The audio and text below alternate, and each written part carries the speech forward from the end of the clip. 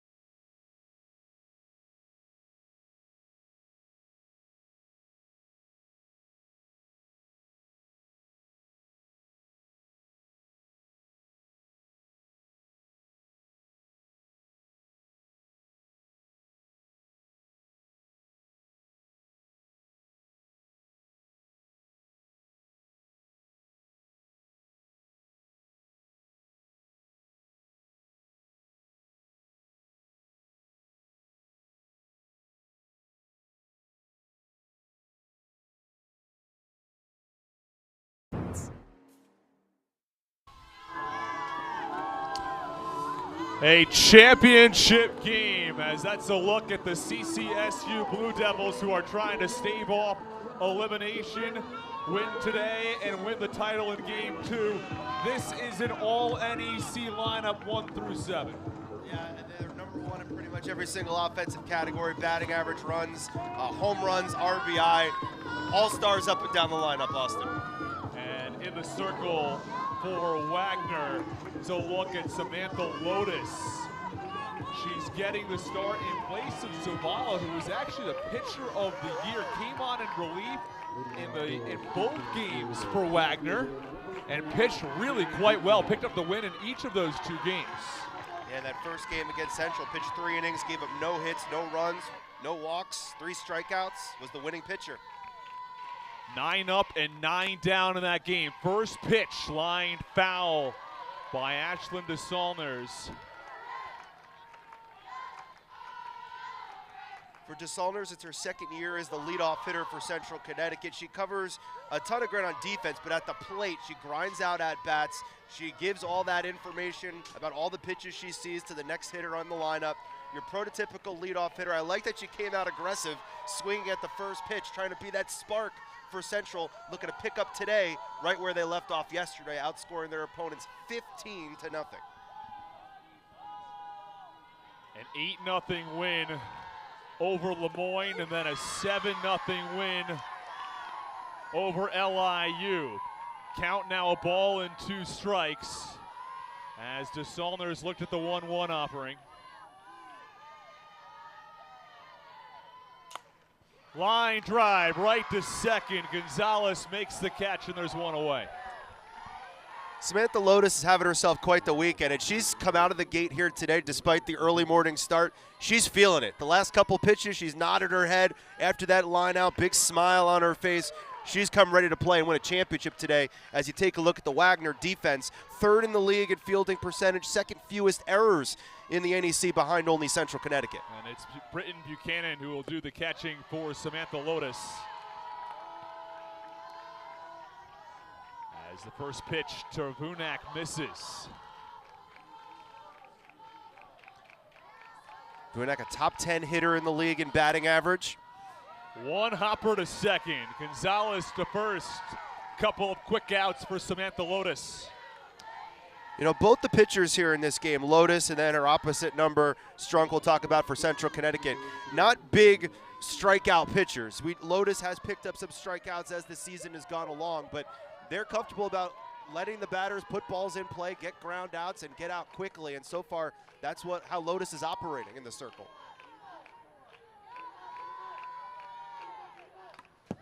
First pitch foul back by Ava Sino.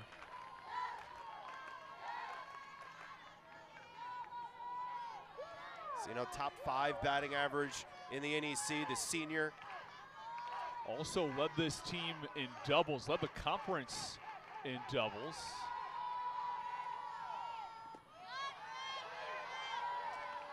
Count a ball and a strike. You know, she was coming into yesterday just 1 for her last 14 at the plate, but then she had 2 hits against Lemoyne, 2 hits against LIU, so a couple of back-to-back multi-hit games to break her out of that mini slump. On the ground, backhanded by Gonzalez. The throw to first is in time. Leilani Gonzalez involved in every play and every out in that inning, and makes a diving stop to keep this one scoreless at the end of the top of the first. Wagner comes to bat when we come back.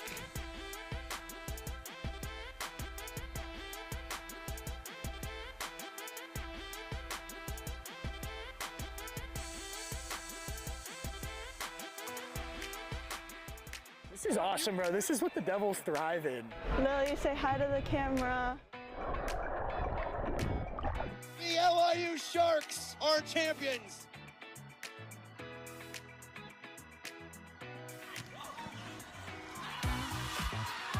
Central Connecticut, they win the NEC. There is Paquette, and she somehow beat the shot clock with a scoop. Oh, what a move by Malachi Davis. The Seahawks' first ever NEC Women's Indoor Crown. And the goal for the NEC regular season title, it's Lemoyne. LIU has done it. Back-to-back championships. The Cougars have won the NEC Championship. With FDU Knights, absolutely perfect.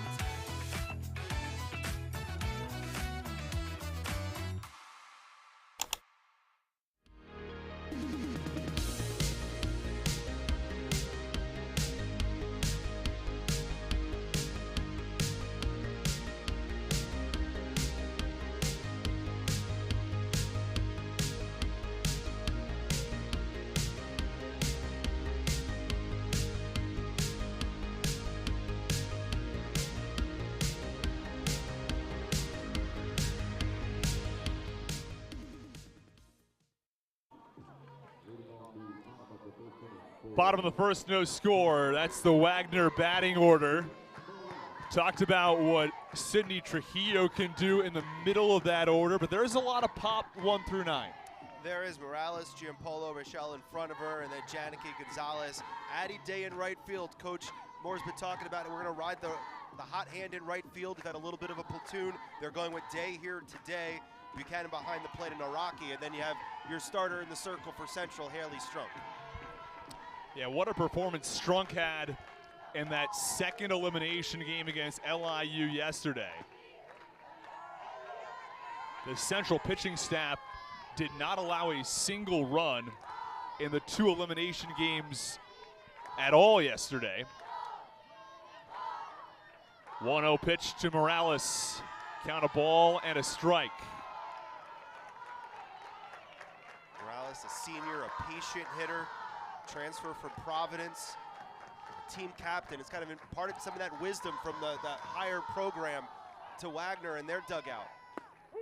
What it means to be a champion and play at this stage in these meaningful games that, you know, over the last couple years, Wagner hasn't played at too many games with this high stakes, but she certainly imparts that wisdom amongst her teammates. And she's had 8 multi-hit games this season, including she went 2 for 3 in the first game against Central 2 days ago. Might feel like 2 years ago, but it was 2 days ago. Right. Wagner having to feel pretty fresh here. They've only played 2 games across the first 2 days compared to Central Connecticut, who had the 1 game on day 1, had a doubleheader yesterday. Wagner does have that little bit of a safety net. They don't have to win this game. That being said, they'd rather win the championship now than have to come back later. Here's the 3-2. On the ground, stopped by Warren, but it gets back through, and leadoff base hit for Janice Gonzalez. Morales, and it is the lead runner on for Wagner. Talked about her patience at the plate. Waiting for one, it was maybe a little bit low, but she was able to get the bat out, get that right up the middle. The second baseman was hit a little bit too far to the right, and it just squirted up the middle off the diving second baseman's glove. Leadoff runner aboard for the Seahawks. And it's Giampolo who steps in. In the game back on Friday, Giampolo did not have a hit. Squares around a bunt, and bunts foul. Giampolo, player that had a good freshman year, but an even better sophomore year, upped her average from 289 to now 308. She's stealing bases. She's a first-team all-conference performer. After going 0 for 4 in the first game against Central Connecticut, went 2 for 4 in yesterday's game. That one's through the hole on the left side. Sino ended up backhanding it, but it's another base hit. Morales to second, Giampolo on first, and 2 on with no one out in the bottom of the first for Wagner. Yeah, they're not doing anything crazy. I mean, this is a lineup. We talked about the pop. We've seen a little bit of it here this weekend, but only 7 home runs all season, which is last in the league. They're gonna, you know, bleed you to death with paper cuts here. They're finding all the holes, putting it in exactly the right spot, first up the middle and then on the left side. And now you got 2 on and nobody out. Yeah, more of a gap-to-gap team and get that one over the fence. And sometimes that might just be the gap between first and second or short and third.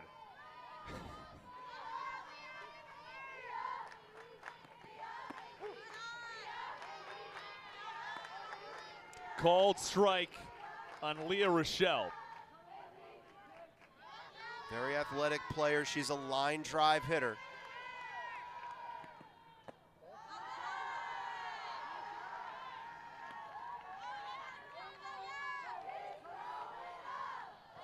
Rochelle had a key 3 RBI bases clearing double in the regular season finale against St. Francis. On the ground to short. Sino to second for 1. No throw to first. But they get the out at second. Morales goes to third. So now runners on the corners with 1 out. Talked about the Central Connecticut defense. #1 fewest errors in the NEC with 39. Second best fielding percentage. Really good up the middle. You saw a little bit of it with that shortstop second base play to get the fielder's choice there, but Wagner still humming. They have runners on the corners, only one out, and the player that we featured at the start that had the big day yesterday, City Trujillo, coming to the plate. She's homered once in this tournament, 5 for 7 overall. Shows bunt, runner goes, there will be no throw. So Rochelle steals second. Heads up base running by the Seahawks. They're not like an LIU that's going to run around the bases all day, but they're very specific when they take their chances. Fly ball, left center, it drops for extra bases. Morales scores, Rochelle scores, a 2 RBI double for Sydney Trujillo, and just like that, Wagner's on top.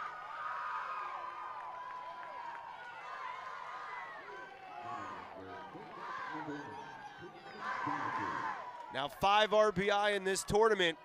1 in the first game against Central, 2 yesterday, and then right here, again, not doing anything crazy, just finding the right spot.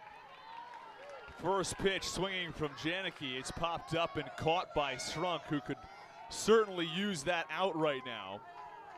And 2 away. Back to Trujillo for a second, finding that gap in left center field.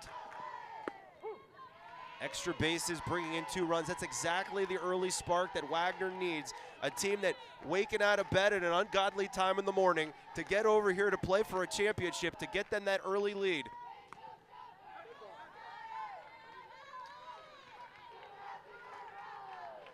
Count 0-2 quickly on Leilani Gonzalez, who made all 3 putouts in the field in the top of the first inning. She had that dazzling final out where she had to dive for it.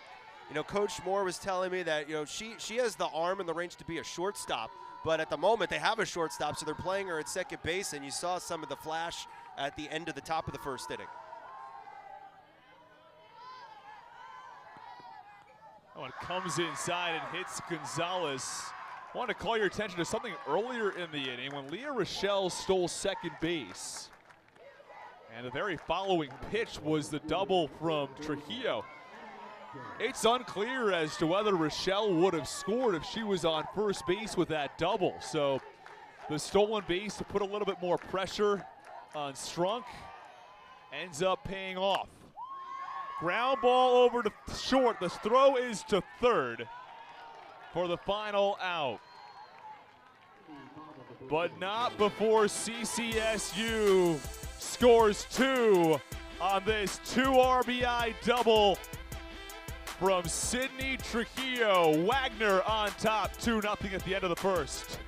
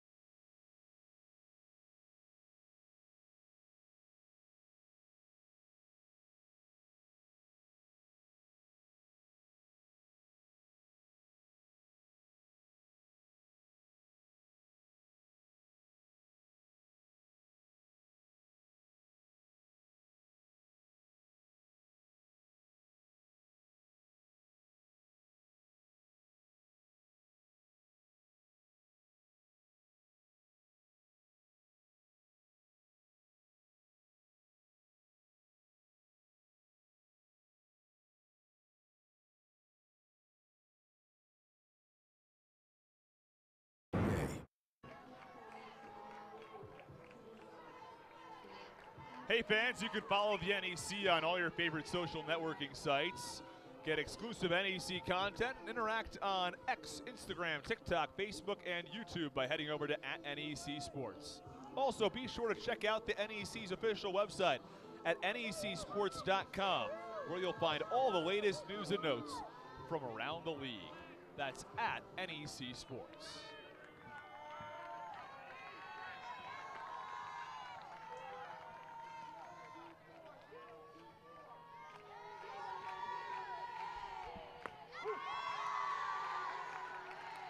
And a called strike on Grace Lawton, who led the NEC in home runs.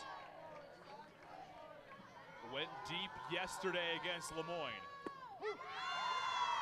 And the count 0-2. He's up to 13 home runs, 45 RBI, leads the league in both of those categories. She was on the all-tournament team last year for Central, could very well be on the all-tournament team again this year. Strike three.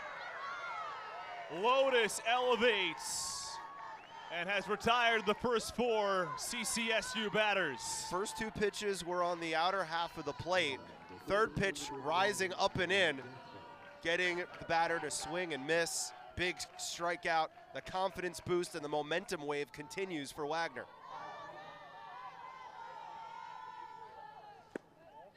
First pitch is low. Umpiring crew for today's game, Lloyd Ingerson behind home plate. Rich Landry at first, Andrew Fee at second, and Midge Scholl at third. As the 1-0 pitch, line drive, right center, falling fast, but Day gets there.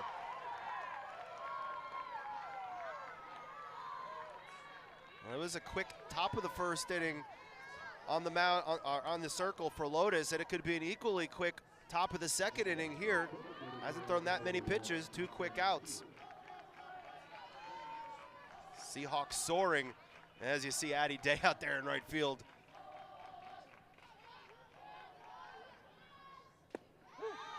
Called strike on the inside corner.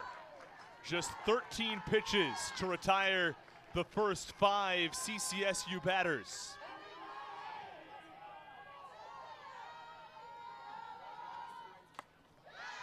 Fouled off, count 0-2. Jocelyn Teal has been on a tear. The sophomore 8 for her last 19 at the plate since the start of May. So in essence, the last 5 or 6 games, a .421 average.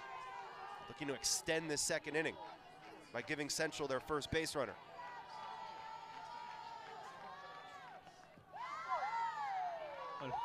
Fouled off. No, it's strike 3. Is it going to be? Let's see what the call is. The home plate umpire. She thought it was a foul ball. She was starting to walk up back to the plate. The home plate umpire Ingerson is saying that strike 3, a hitter, and she swung, so that will end the top of the second inning. There was no doubt in home plate umpire Lloyd Ingerson's mind. That ends the top of the second. It's taken just 16 pitches for Lotus to retire the side as she swings and misses at the pitch that hits her to end the top of the second.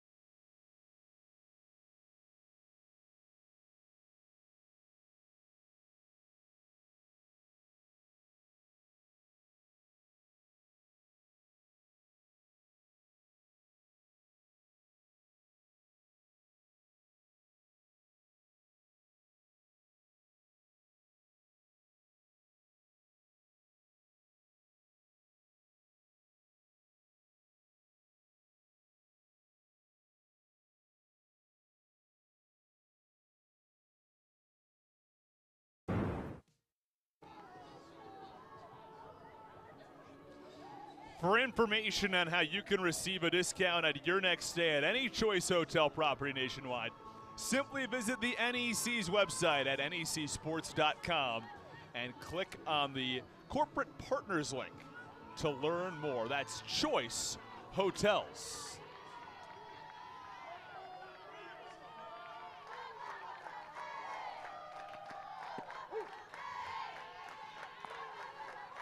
Called strike on Britton Buchanan, who leads things off for Wagner in the bottom of the second with a 2-0 lead already.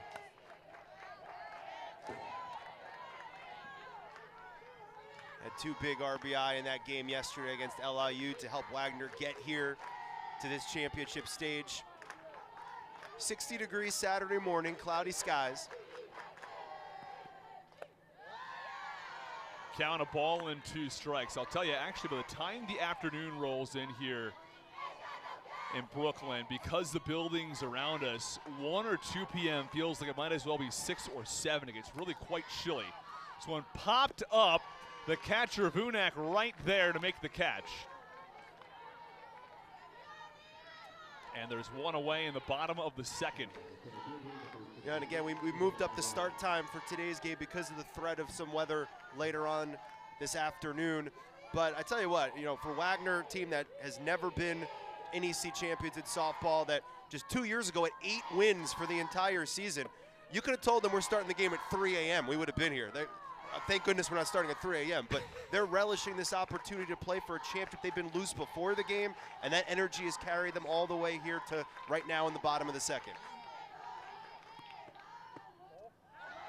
And the count, 2 balls and no strikes on Ava Naraki. Talk about high energy. Coach Moore said that she's the type of player that would go through the fence to get a ball, and she almost did yesterday. Yeah, she really did. That was a wild play out in center field as she swings and misses at that one. The fence broke, so that some of those, they've got these sort of metal fence links, and the links disconnected. So there was a bit of a gap in the wall. They quickly reconnected it, but even still, she was diving over the wall to try to rob a home run. It was Lily Hinkle from LIU who hit the solo home run to center field, but she very literally ran through a wall to try to get it. Count 3 and 2. She saw that one tail it off the plate. Good take, letting it go wide, extending the count all the way full. LIU won the regular season championship with a 21-3 record. Were eliminated yesterday. 3-2 pitch, line drive, right field. It's going to bounce in front of Bozek, and a base hit for Ava Naraki at the bottom of the lineup.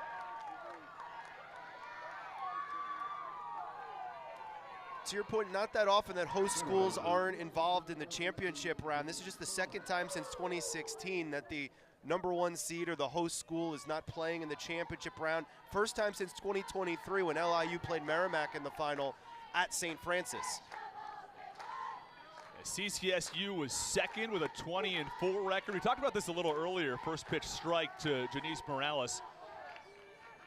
But up until the very final weekend of the regular season, it was unclear as to whether Central Connecticut or LIU would end up hosting. And there's a called strike, count 0-2. LIU had to win their last 6 games of the regular season to host, and it also required CCSU to lose one of the final 3 games of their season. All of those things transpired. Yeah, lost a 1-run game to Lemoyne, the final game. But they battled back here in the tournament after losing to Wagner in the first round.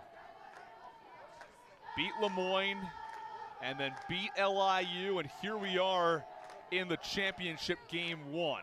For those of you who are just joining us, CCSU needs to win twice to win the championship. Wagner needs just to win once.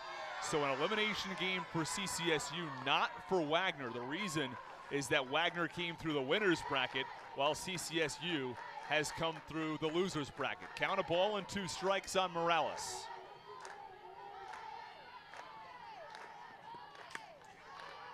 High pop in the infield. Second base, Skylar Warren is there. Central Connecticut, you went through their scenario. They're trying to do something that in the current tournament format, 4 teams, double elimination, only UMBC in the year 2000 has done. Lose their first game on day 1 and then win 4 straight elimination games over the course of 2 days. Doesn't happen that often. Central tried to be the first team since 2000 to do it. That first game is undervalued, I think, at times. Those winners bracket games are really critical. Line drive, the shortstop, Sino, is there. The idea you got to win 4 games in 2 days consecutively is quite tough. That ends the second inning. Wagner strands 1. At the end of 2, it's still 2-0 Seahawks. Be back after this.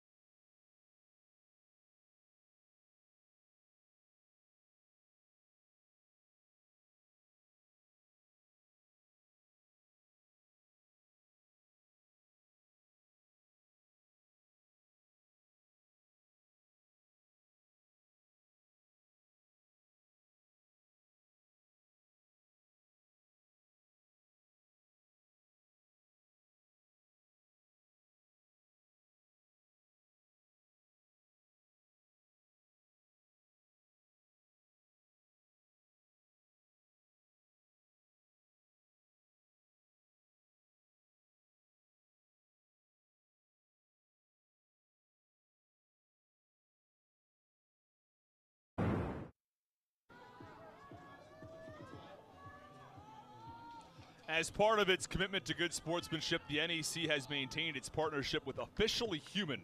That's an organization that emphasizes treating all officials with respect. To learn more about this initiative, visit officiallyhuman.com. That's Officially Human.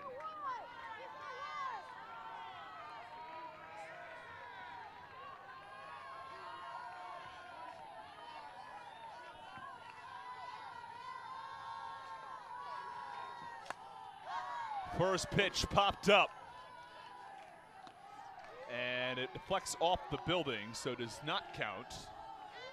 You know, we've seen Central Connecticut try to be aggressive, go after first pitches, but it's gotten them into quick outs. We talked about the low pitch count for Lotus so far.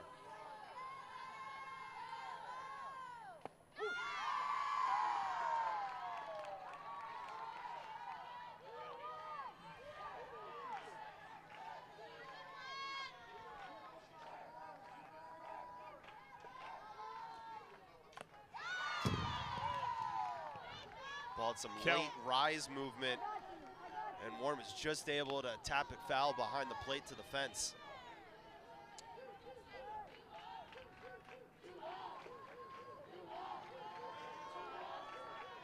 And when your number 7 hitter is hitting .333, that just goes to show you what kind of lineup Central has.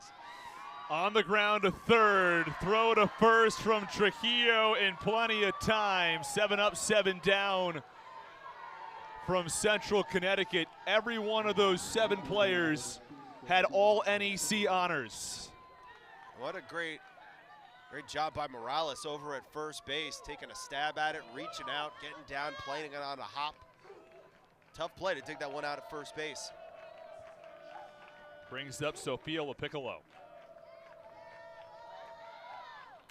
Line drive, comebacker, and Lotus has it. Just like she drew up. She put the glove up and it just found it like a magnet. Man, that one, that hit. So much exit velocity, should have come with a warning label. And she just got her left hand up and just snatched it in the glove. They've got the mask, so maybe the warning label was already there. Could be. Man. That's why I'm not in the circle. I mean, there's a lot of reasons why I'm not in the circle, but that's why I would never do that. How about this start from Samantha Lotus? First 8 batters she's faced retired, but more than that, she's thrown just 19 pitches.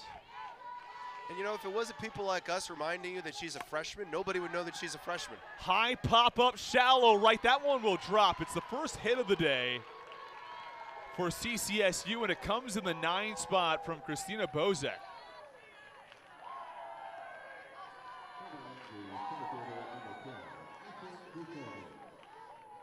Bozek, a junior, was 3 for 5 in the 2 games yesterday. Turning it back to the top of the lineup card for the Blue Devils.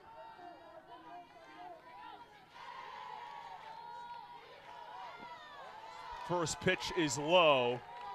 Have to see if that alters the way that Lotus approaches anything with a runner on base. And it'll be interesting to see how differently these Central batters approach at the plate second time through facing Lotus today. What adjustments do they make? Fouled it off. Count a ball on a strike. Lotus, the freshman for Fontana, California, won 10 games this year, is the best ERA in the league, 4th most innings pitched.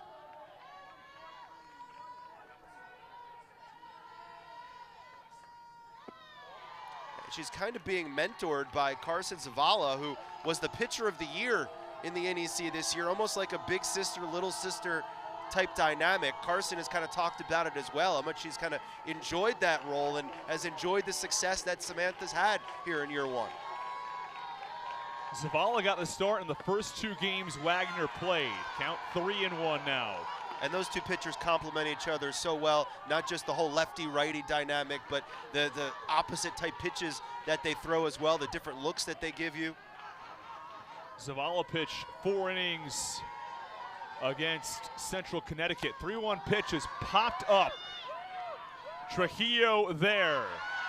Well, Lotus came on in relief of Zavala in each of the first 2 games. She's gotten the start here, and it's been 3 scoreless innings for the freshman. Wagner leads it 2-0 at the end of 2.5.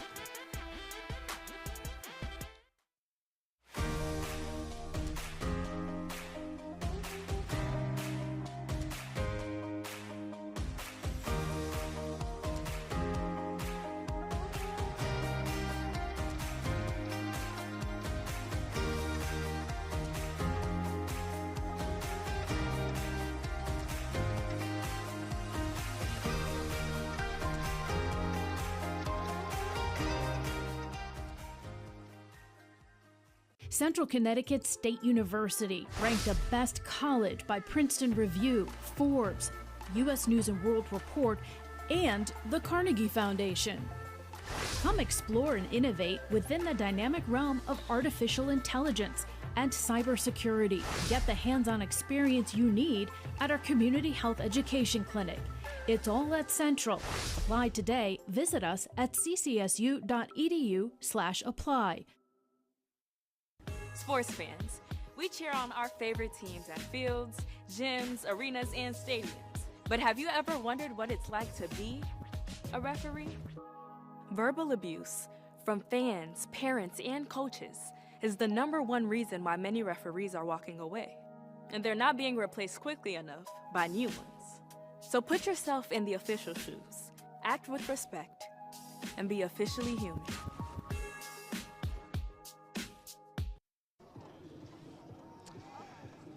Hey fans, NEC Front Row is the official online digital network of the NEC with live HD webcasts, highlight packages, and more. This site's a one-stop destination for all league fans. Also, the NEC On The Run streaming app is available for Apple TV, Roku, Amazon Fire, and Android TV, as well as iOS and Android mobile devices. Best of all, NEC Front Row content is always free. Enjoy the best seat in the house at necfrontrow.com. Look at those fans. Maybe they have the NEC on the Run app on their phones. Very possible. I tell you, both teams have great supporting sections here today for this early morning start, but it's a championship Saturday. You'd expect nothing less. Despite the fact this is a road game for both of these teams. Central Connecticut, based out of New Britain, Wagner. Not a particularly long drive for either of these two schools. Fly ball, center field. Straight away, and catch made by Naraki. You look at the landscape of NEC softball. For the last 10 years, either LIU or St. Francis have won NEC. The last 9 NEC championships between those two schools. The last team other than LIU or St. Francis to win a title was Central Connecticut in 2015. You have to go back to. So we're going to get some new blood. Central looking for their 3rd championship, first in over a decade. Wagner looking for their very first title ever, and this their 6th appearance in the championship round. Going back to the fans, you've seen a lot of Wagner fans here throughout the weekend. Wagner in one of the other boroughs here in New York, of course on Staten Island, so right off not the bridge. a particularly tough time getting here.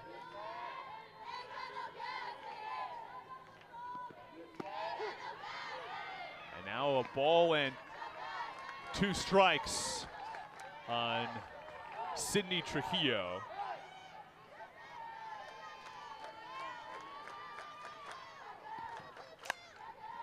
Line drive, shallow right, that drops for a base hit. Trujillo's 2nd hit of the day. Picked up a 2 RBI double back in the 1st. And adds a single with 1 away here in the 3rd. And that just goes to show you what kind of zone Trujillo's on. That ball was kind of tailing off to the right, the outer half of the plate. She had to reach over, get the bat on that, and was just able to drop it into shallow right. Line drive, foul down the 3rd base line.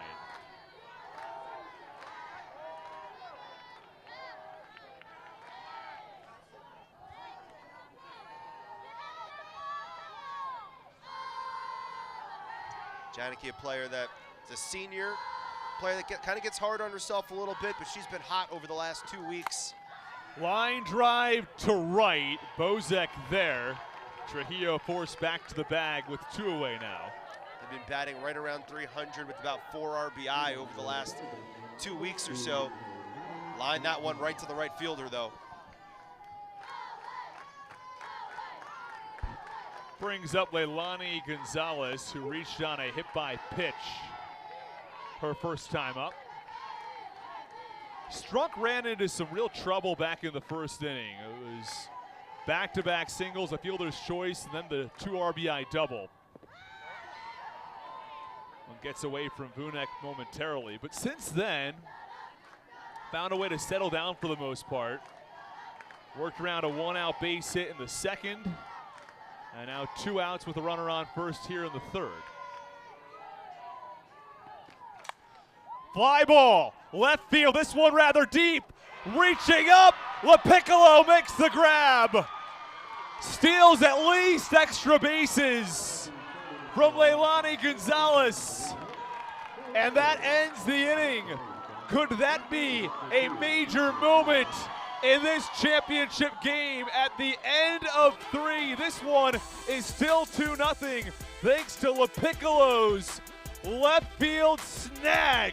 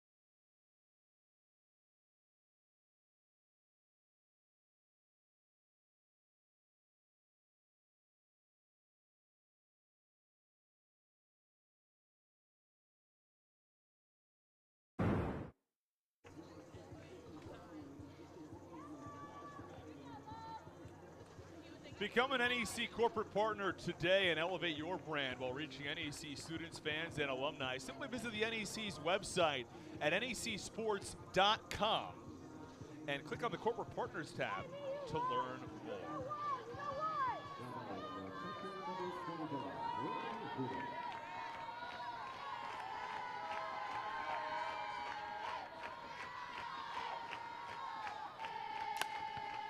On the ground, foul. First base side. So can Central Connecticut ride the wave of an incredible defensive play by LaPiccolo?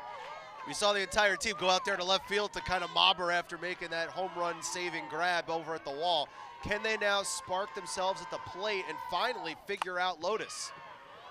Fly ball, center field. Naraki moves back and makes the catch. Naraki started in, moved back a little bit, plenty of space to make that grab out there in center field.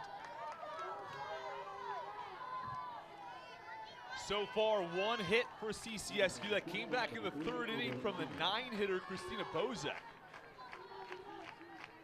Lotus, it only took her 24 pitches to get through 3. Tapper, third base line, gonna be a really tough play, and Sino beats it out for an infield single. Almost a swinging bunt that kind of tap her off the bat. You'll see it here. Using her speed to bust it up the first baseline and able to beat it out. Central gets a base runner on, and we know the kind of damage that all the batters behind her can do. It's Grace Lawton followed by Stella Gasper. Lawton with her 13 home runs and 45 RBI. I mean, she can really turn the momentum with one swing of the bat right here. Well, they don't do player of the day, if you will, but if there was a player of the day yesterday, it would be the one in the on-deck circle. That one lined through the left side for a base hit. Back-to-back one-out singles for Central Connecticut, and they've got something brewing in the top of the fourth. You talked in the last half inning about how Wagner jumped up early, kind of Central settled down a little bit pitching-wise. That's why those 2 runs in the first inning were so big, because these two teams play incredibly close games. We had a pair of 1-run games during the regular season. It was 1-0 almost all the way until Wagner came back in that game on Thursday.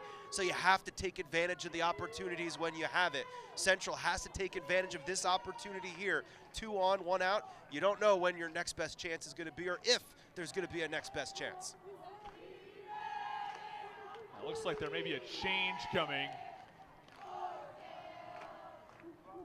Looks like Adriana Mannery is going to come on in place of one of the runners. I'm not sure she knows which runner it is. Abigail Mitchell has come in as well, number 15 on the base pads. So all sorts of rearranging traffic for Coach Gleason and the Blue Devils. Sino remains at second, and then Abigail Mitchell's at first. Yes. And it looks like Mannery is also the first base coach. Yeah, all right. There you go.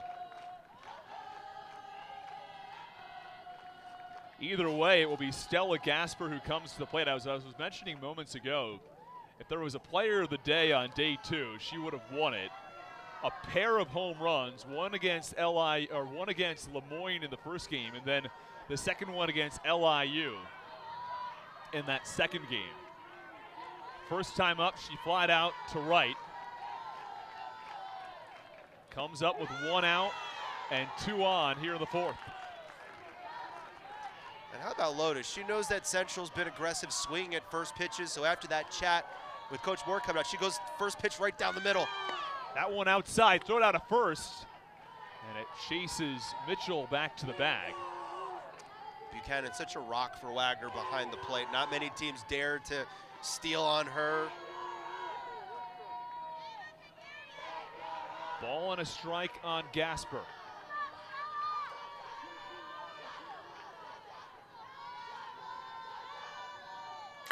Line drive, right field, well hit, but it's right at Addie Day who makes the catch. Back-to-back well-hit balls to right from Stella Gasper, but neither one results in a hit. Yeah, both times she's gone opposite way to right field, and both times Day and the Seahawks have had her played perfectly. Biggest at-bat of the game here for Teal, who struck out her first go-around against Lotus. We'll see what adjustment she's making. It wasn't really a strikeout either. It was a strikeout on a ball that yeah. hit her. She thought she had fouled it off. She had not. And a count, 1 ball and no strikes. And so Lotus goes back inside again. Maybe she'll swing and get hit on that one too. She managed to stay off that one. 1-0 line drive foul. Third base line. The third base umpire mid-shoal had to dance out of the way that time. That was a rocket ship towards third base. There's mid-shoal laughing it up a little bit.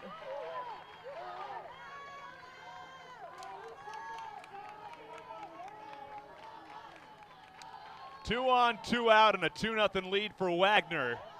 1-1's upstairs.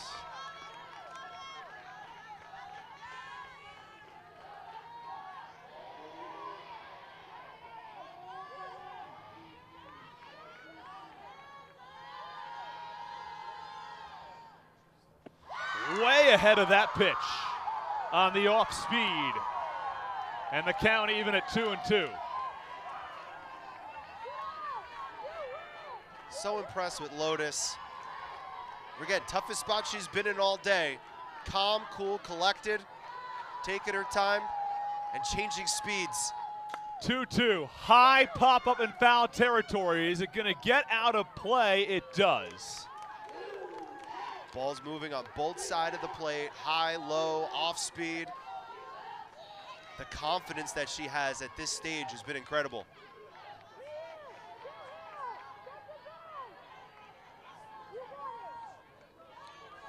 So it's Sino on second, Mitchell on first with 2 outs in the 4th.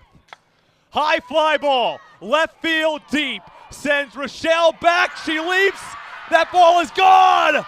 A 3-run home run from Jocelyn Teal, and CCSU has a 3-2 lead.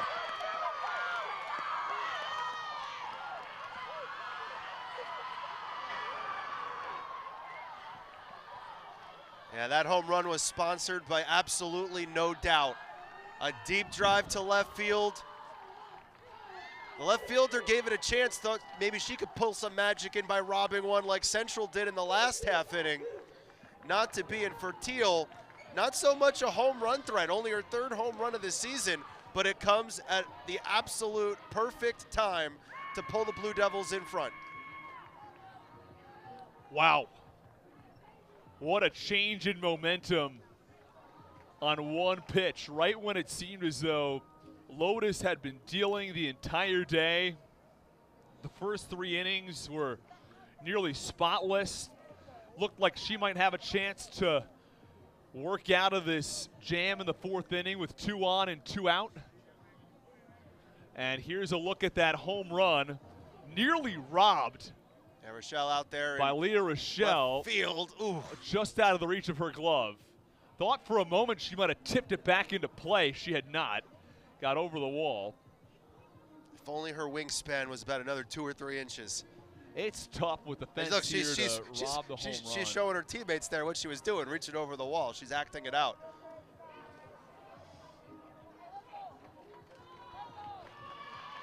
The 3-run home run, now the difference.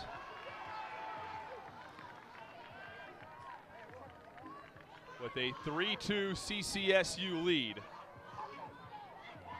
It was a 2 RBI double from Trujillo back in the 1st. That was the difference up until this point in favor of Wagner, but now it's Central Connecticut who have turned the tides, and the Blue Devils with a 1-run lead over the Seahawks.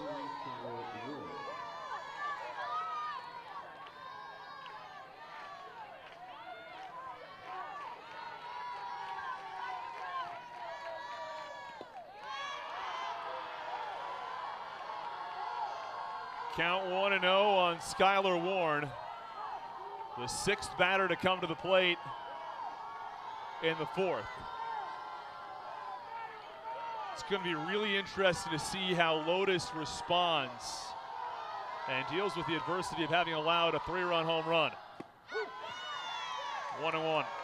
Well, we got the answer for how Central's going to respond. They came back, just settled down with the pitching and the defense, and then they were able to string together some hits and took advantage of the opportunity. Their 45th home run of the season, the biggest hit of all. Line drive straight away center. And a base hit for Skylar Warren.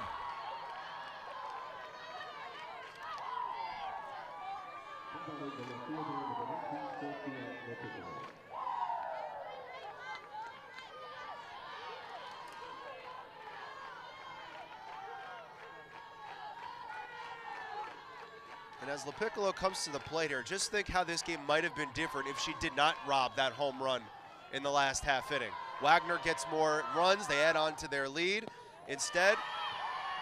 And now the errors start to compile as Buchanan couldn't handle that one on the wild pitch from Lotus.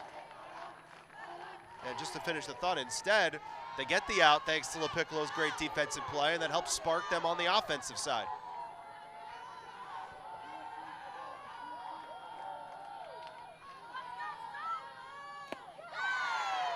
Count 1-1.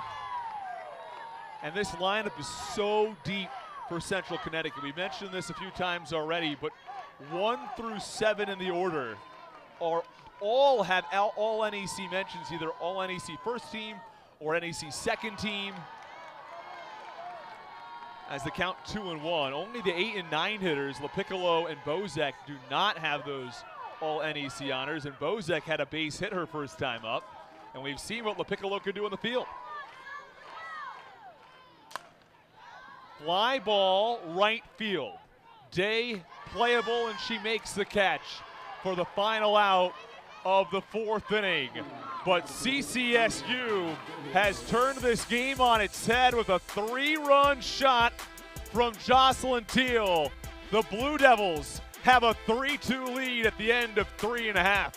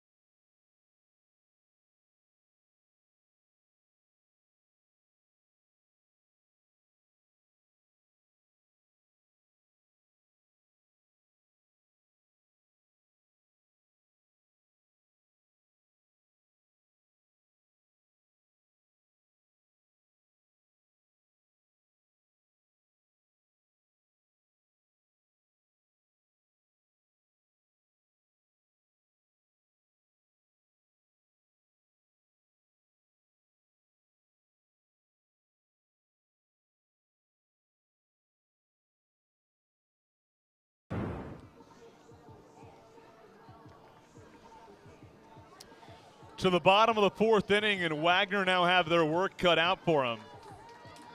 Led 2-0, but a 3-run home run from Jocelyn Teal now finds the Seahawks trailing 3-2. 7, 8, and 9 in the order for the Seahawks. That one clubbed to right center, but Bozek is there. Good closing speed by Bozek out there, jumping towards her left, covering that gap as soon as the ball left the bat, and was able to cover that ground in right center field.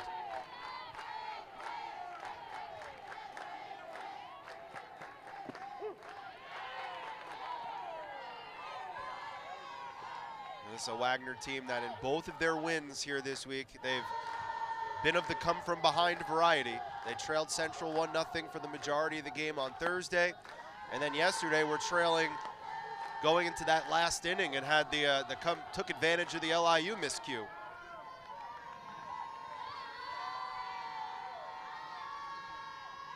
Oh, 0-1 pitch came inside on Buchanan, nearly hit her. She crouching over the plate quite a bit.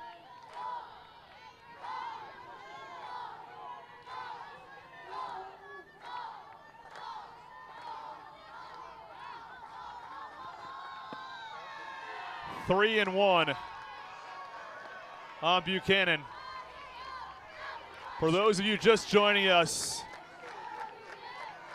CCSU will need to win twice to win the NEC Championship. Wagner needs just one win as they've gone through the winner's bracket. Loser's bracket team needs to beat the winner's bracket team twice to win the championship. Not only would it be an NEC title, but it would also punch their ticket to the NCAA regionals. Central here trying to force just a 7th Game 7 under the current tournament format. Check swing, did she go? Yes, no call made by the first base umpire at any point. There you go. And now we get the call. Yeah, it looked pretty clear that she went around. We'll get a great look here, isolating her right at home plate. Yep. Yeah, clearly went. Rich Landry is the first base umpire. Lloyd Ingerson behind home plate was the one who asked Landry, who did finally get an answer from. Andrew Fee is at second, Mitch Scholl at third. Popped up right side. It's going to get down in foul territory.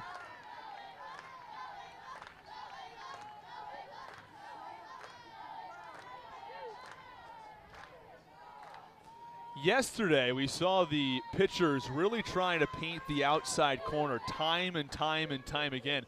And Lloyd Ingerson, who was the umpire behind home plate in Game 3, was not always giving that call. It was a consistent zone.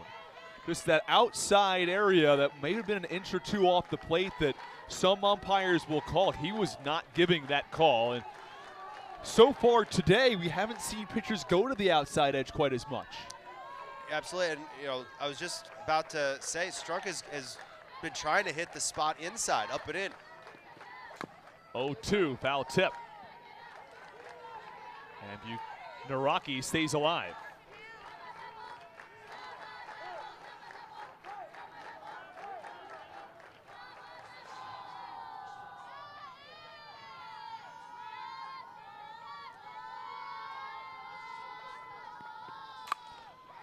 One hopper, diving stop by Warren, throw to first in time. What a play by Skylar Warren on the defensive end to rob a hit from Ava Naraki. At the end of 4, Skylar Warren keeps this a 1-run lead for CCSU with a web gem. We go to the top of the 5th.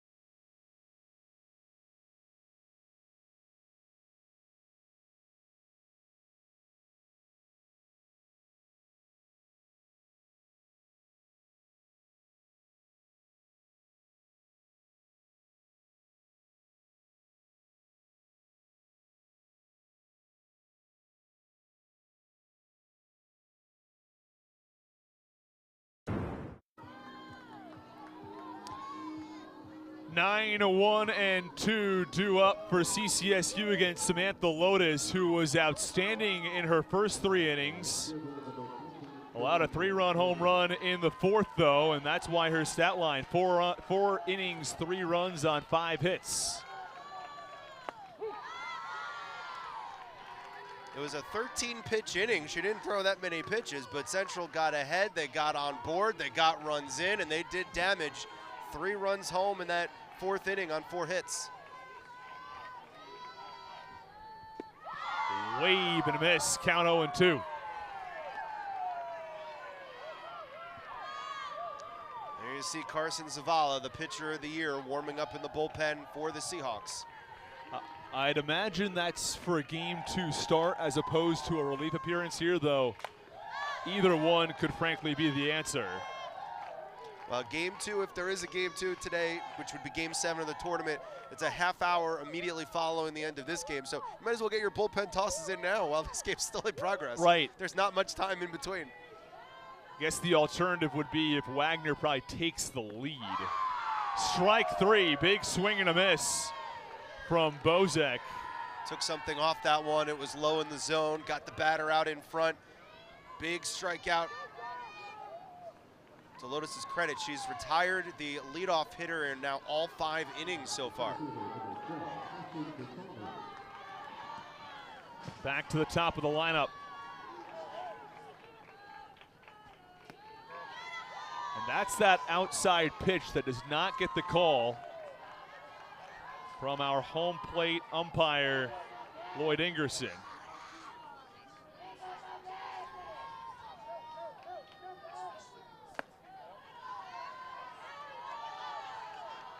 The count 2-0. Prior to the start of the tournament, Coach Moore did an interview on Wagner's social media, and he was talking about, and he was asked, the toughest team that Wagner's played all year. He said Central Connecticut. There's no breaks in this lineup. Fly ball, very well struck to left center. On the run, that one is gone!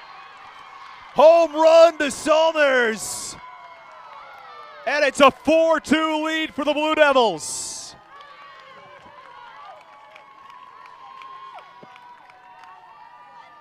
When your leadoff hitter has 7 home runs, again, no breaks in the lineup.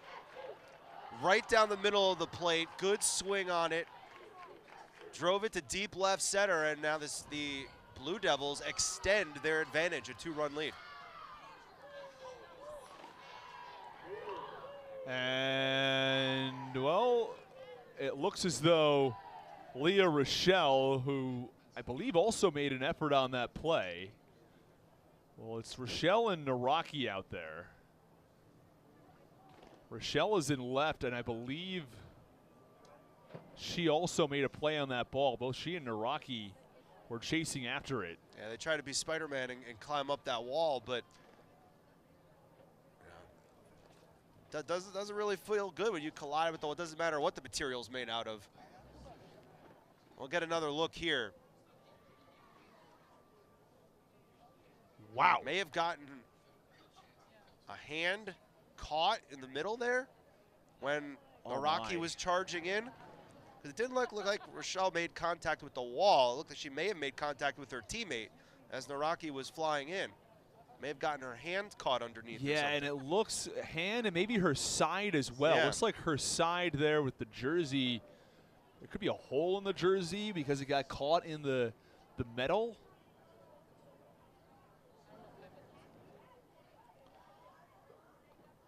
So it's her glove and then that right hand as the metal is sort of collapsing, and she sort of got caught right up away. there. Yeah. And the wall was moving quite a bit, and there's no padding on that wall. And now at the same time, while they're checking on Rochelle, there's also some wall maintenance out there in left field as they have to repair it a little bit after the players collided on it. So they'll pop up some beats now. They'll put some music on while we do some repair. It's a wall delay. We thought we might have a rain delay. It's a wall delay right now. Yeah, the forecast the game was moved to this morning due to the impending forecast. And which appears to be the right move here. Sun is trying to peek through right now. Don't know how much longer we're going to get that. So you take it while you get it.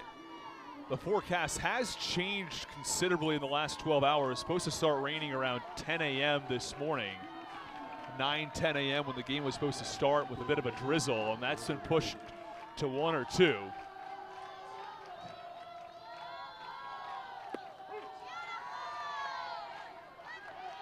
And just think about for Central Connecticut how the defense has sparked the offense, punctuating top of the inning with a great defensive play for the third out, and then come right back out and get runs in the bottom of the inning. Or the next half inning, I should say.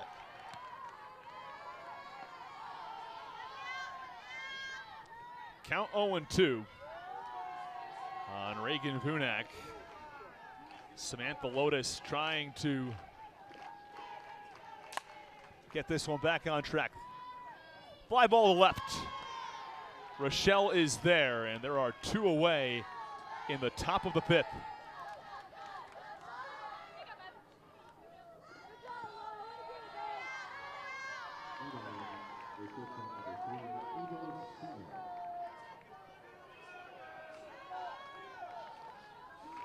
And it is Ava Sino.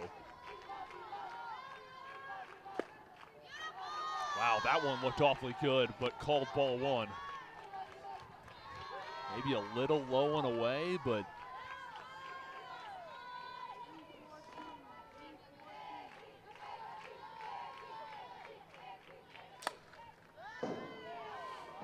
another one off that building to our right, which we understand are dorms here at LIU Brooklyn, and the high-rise building to our right. Well,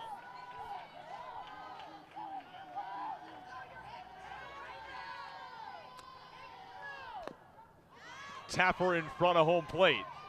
Throw to first. Oh! And Morales couldn't handle it. And now there are questions about whether she was in the base path, because this is either an obstruction call on the base runner Sino, or it's going to be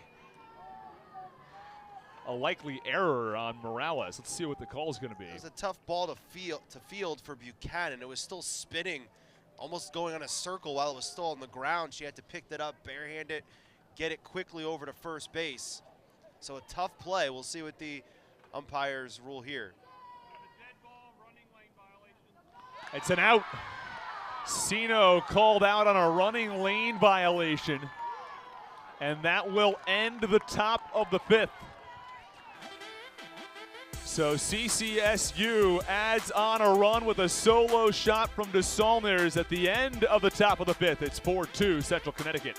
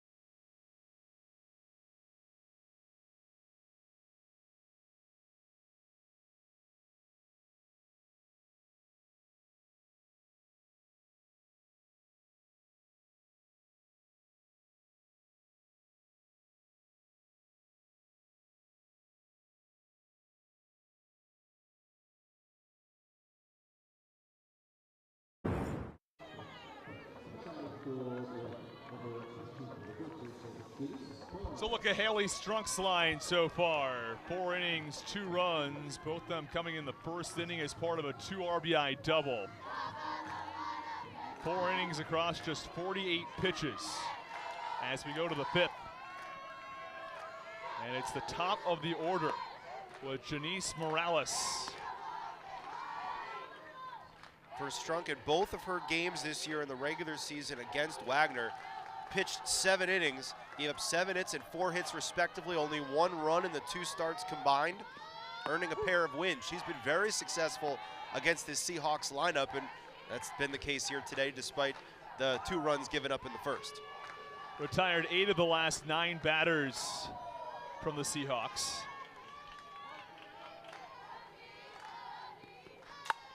Line drive, left center field. It's a base hit for Morales.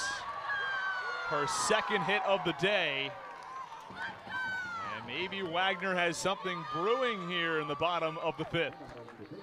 Not just a hit, but a leadoff hit, and that's exactly how they got their 2 runs in that first inning. They got their first 2 batters aboard and were able to bring both of them home.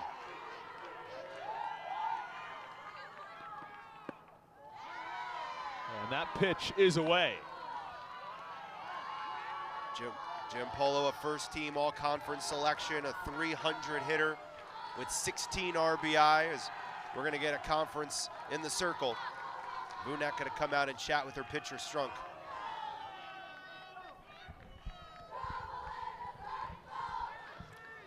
Count 1-0 on Giampolo. Now Wagner is the home team in this game. And they are the 3 seed, while CCSU is the 2 seed. And typically the higher seed is the seed that hosts, which would mean it would be CCSU. So they'd act as the home team, hit second in the inning, in the bottom half. But these 2 teams have already played. So when the teams have already played, they then flip it for the second game, which is why Wagner is batting in the bottom half of the inning. If we go to a game 3, or a second game today, game 3 between these teams, fly ball, left center field, that drops for a base hit. Morales from first to second, Giampolo's got a base hit, and there are 2 on with no outs in the 5th. Well, this is exactly how the first inning went. Coach Gleason has seen this script before, and she's going to come out. It looks like we're going to get a change here. Well, Wagner needs 2 here. And with the exact same batters, this is a carbon copy of the first. Morales and Giampolo singled in the first. Rochelle had a fielder's choice, stole second, and Trujillo drove Rochelle and Morales in. So we have a Liz Hamilton sighting here coming out of the bullpen. Kind of like a closer situation, trying to keep this 2-run lead to the finish line and get Wagner to that get Central Connecticut to that decisive Game 7 against Wagner. Yeah, so Liz Hamilton enters this ball game. Liz Hamilton pitched in the game against Lemoyne yesterday. 5 innings of shutout softball. The game was capped by a run rule as CCSU won that game 8-0. Just to go back to that final point about home road. If we do reach a final game, we have a second game after this one if CCSU wins. CCSU would then play as the home side, batting second. So, but for now, it's Wagner up in the bottom of the 5th to face off against Liz Hamilton.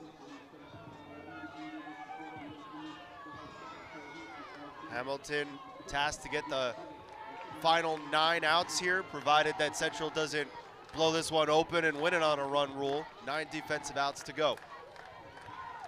It'd be interesting to see this move and how it will relate to what CCSU may end up doing if we do have a game after this. Bunt, and it's going to go foul down the first base side. That was very dangerous as Vunak just sort of let it go. She was pretty confident that ball was going to go foul, but if that stays fair, That's a hit. That was right on the line when it touched down. Right, it was right at the edge of the box, actually, and it rolled up the line before taking that right turn.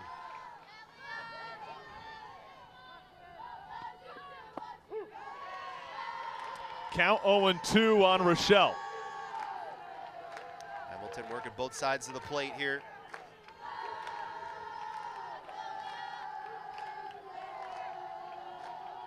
First team 2 on and no out. pitcher. Pitch upstairs. 1-2. 16 wins on the season, leads the league, top 5 RBIs, #1 in the league in strikeouts is Hamilton with 111 and counting.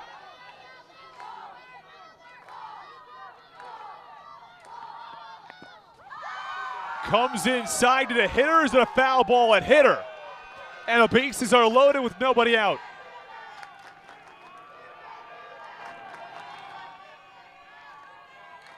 Well, if Rochelle's side wasn't a little bad before, crushing it to the wall, she just got a hard pitch to the elbow right there. Bases loaded for Sydney Trujillo. She had the 2 RBI double back in the first, also homered yesterday. If you're Wagner, I don't think there's anybody that you'd rather have at the plate right now than number 23. A double, a single, already a couple RBI here today. It's Morales on third. She singled to lead off the inning. Giampolo on second with a base hit as well. And Rochelle reached first on a hit by pitch.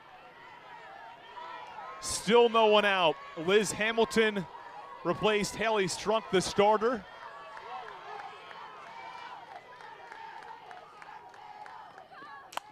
On the ground to third. Goes to third for the out there. A run comes in for Wagner. And it is now 4-3. So Morales scores from third. Giampolo out on the way to third. It was the only play that Gasper had. Taking it to third herself. It does allow a run. Central does keep the lead by 1 run, though. And now there's only runners at first and second. Still 1 out. And we're going to get a pinch runner. Savannah Zornamore, the sophomore from Little Falls, New Jersey, coming in, representing the go-ahead run over at first. Yeah, Zornamore has come in a few times now. On the ground, right to third. On the bag for 1, back to first, a double play. And that's how CCSU evades trouble in the bottom of the 5th. Wagner with the bases loaded and nobody out. But Stella Gasper, who's done her work at the plate, turns 2 in the field to end the bottom of the 5th, 4-3 CCSU. Hey,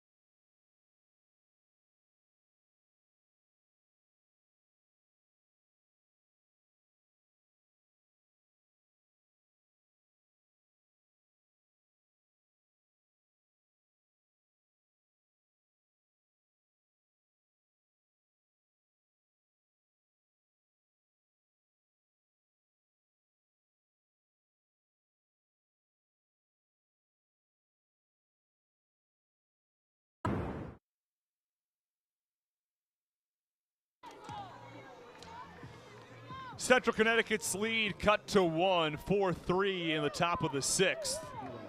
As it's the middle of the order for the Blue Devils coming up. Now,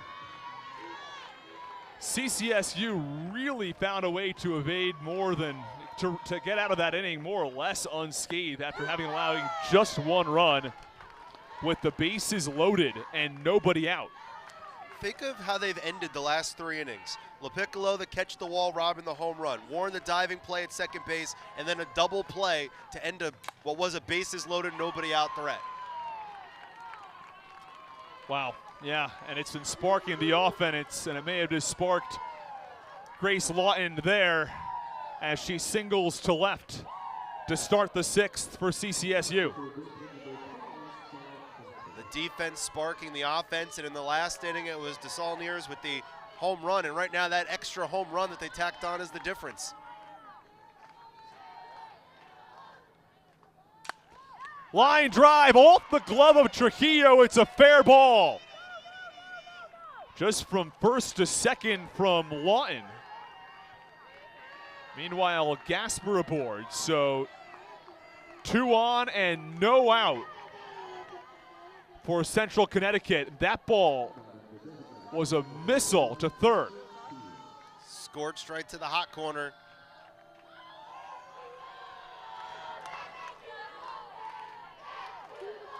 And a pitching change from the LIU softball complex. And it will be Carson Zavala. We've seen a lot of what Zavala has been able to do already in this tournament. Had a fantastic season. Yeah, not bad to bring the pitcher of the year out of the bullpen. 10-5 at 3.43 ERA, 10 complete games, 5 shutouts, over 100 innings, 117 strikeouts. Right now she's just in there to prevent any further damage from being done, keep this a 1-run lead. And she's the lefty, so that brings a different look that the hitters are going to have to adjust to here mid-game.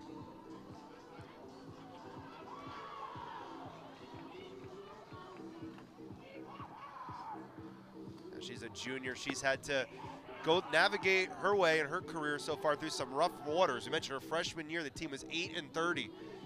She got hit hard some days, but it was those kinds of games that got her to where she is today, going through those rough outings and having to get through all that trouble.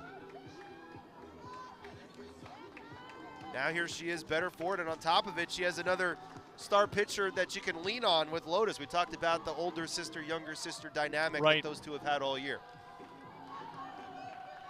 She doesn't have to go out there and do it all herself. Zavala, a junior. Lotus, of course, a freshman. Was on the all-freshman team. Had the best ERA in conference play, and that's a look at Jocelyn Teal, who steps in. Hit a 3-run home run. That is the difference in this game right now. And there's 2 on. Teal followed by Warren and LaPiccolo. Shows bunt, pulls back, and it's called a ball. That ball just crossed over the plate from the far side of the plate to the near side, ran in on her as she was trying to lay the bunt down. I was a little surprised, thought that might get a strike call.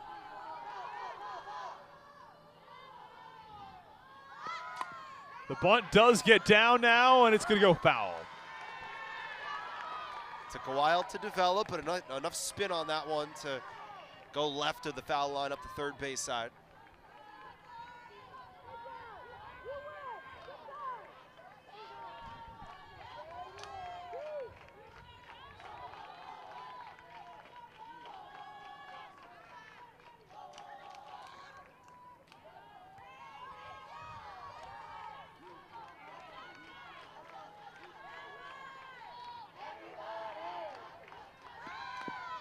And now bunts foul. So Teal down to her final strike. Can't bunt anymore. Yeah, so now you've got 2 strikes on you, so you're going to take off the bunt. You just got the nod from Coach Gleason on that up at third base. So We have seen, though, she can swing the bat. That is Right. evident. We saw that earlier. No question about Yep. that. I'm actually a little surprised they had her bunting at all. Swing and a miss. Zavala with a strikeout, and there's one away. They used some of that aggressiveness against her. They knew she was swinging, so they took a little something off right there and got her out in front.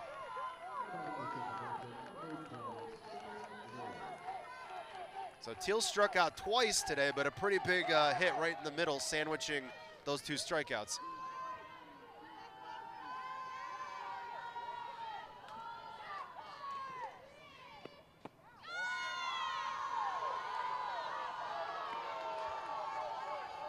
Warren singled her last time up, the senior.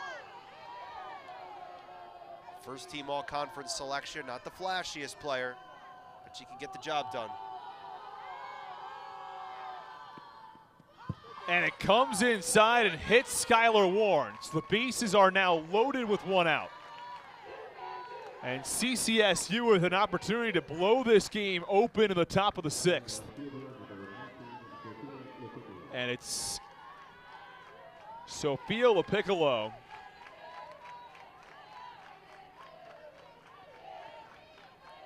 She's on, Warren's on first. Gasper on second. And Lawton on third. LaPiccolo looking for her first hit of the tournament. Was 0 for 2 with a walk against Wagner, then 0 for 2 with an RBI against Lemoyne yesterday, 0 for 3 against LIU, 0 for 2 here. First hit could be the biggest hit, though.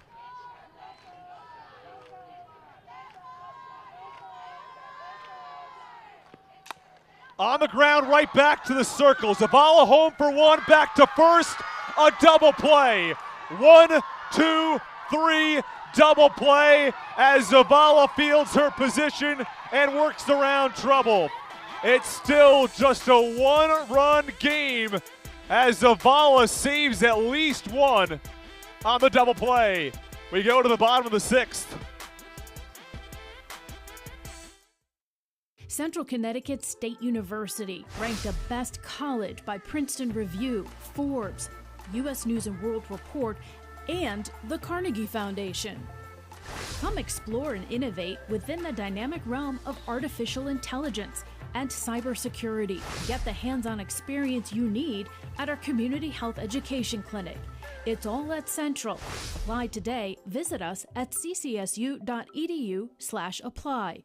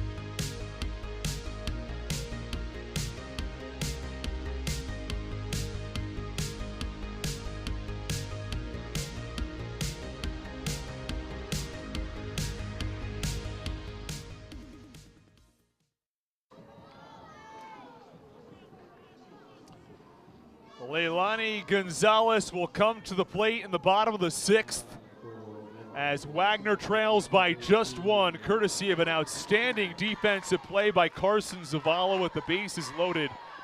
A ground ball comebacker to the circle.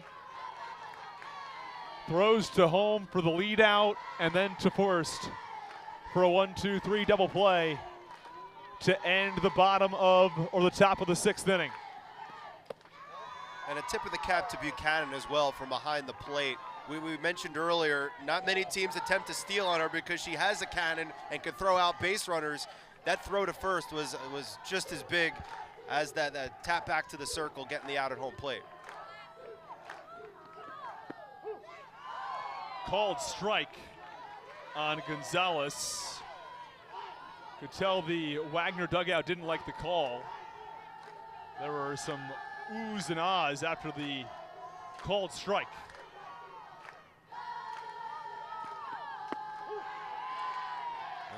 Gonzalez, a hitter that likes to work the count. She's a grinder. She can hit with 2 strikes.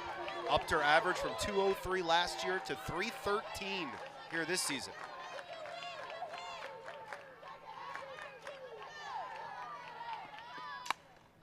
Ground ball down the third baseline. It's fair. Leilani Gonzalez dives into second with a leadoff double in the bottom of the 6th. She read that one perfectly on the base paths the entire time with the ball in the left field corner. She had the play right in front of her. She could see it. Hustling from first to second, sliding in. Wagner with the tying run in scoring position to lead off the inning.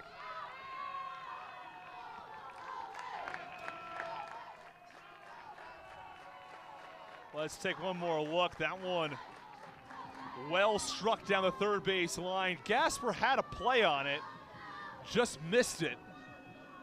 Would have been a terrific play in the field. It is a hit, and it does put the tying run in scoring position for the Seahawks. And it puts Addie Day at the plate.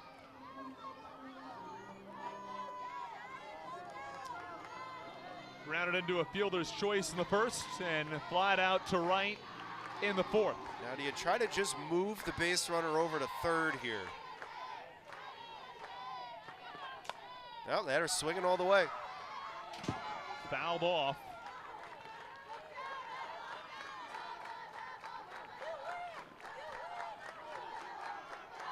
What a spot for Day. And you've been in a platoon in right field all year long. Coach Moore going with the hot hand, whoever's swinging the bat better. Up the middle, a base hit. They're gonna send Gonzalez to the plate. The throw is offline, and this game's tied at 4.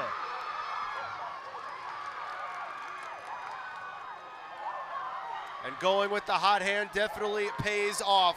Addie Day, the freshman from California, has speed, smart, line drive hitter, shoots this one, return to sender, straight up the middle.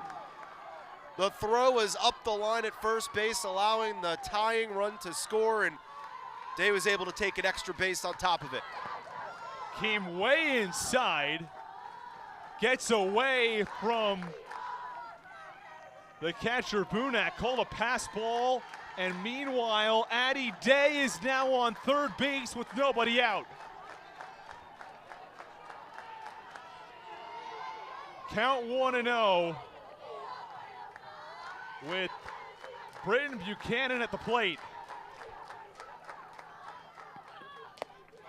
2-0.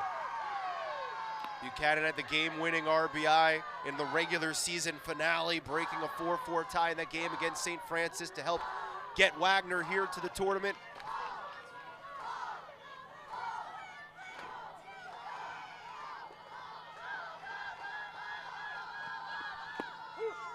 Called strike. And just think, if Wagner can get this run here and take the lead, they would only need 3 more outs in the top of the next inning to win the championship. A little surprised CCSU's defense is not in, as that ball was popped up behind home plate. Bunak never saw it. She never really saw where that was.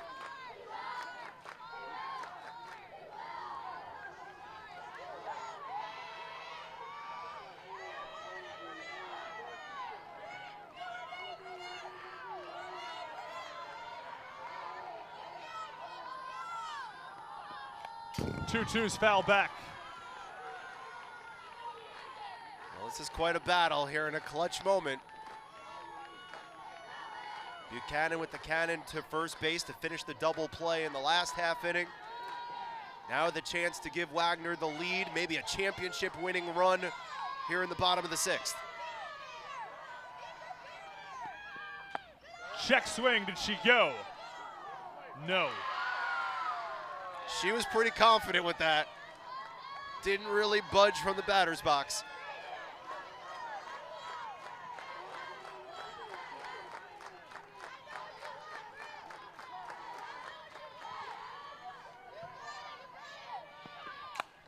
Fly ball left field. That one tailing foul. And the count remains 3-2. Just missed it. She timed that one just right, but couldn't keep that one in play. You'll see it here. Right down the middle. Hammered it, just couldn't keep it fair. The 8th pitch of the at-bat. Upstairs, ball 4. Man, did she work that walk. And technically that was a walk. She had the option to, but she ran. She sprinted up that first base line with the excitement and the energy and the cloud 9 that the Seahawks are on right now here over the course of the weekend. And we're going to get a pinch runner. Zoe Totaro going to come in, it looks like, over at first base.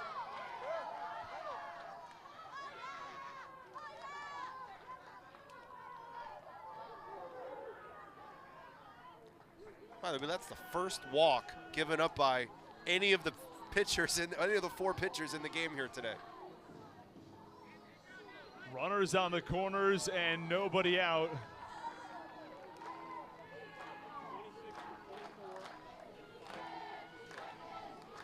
And we have 2 pinch runners.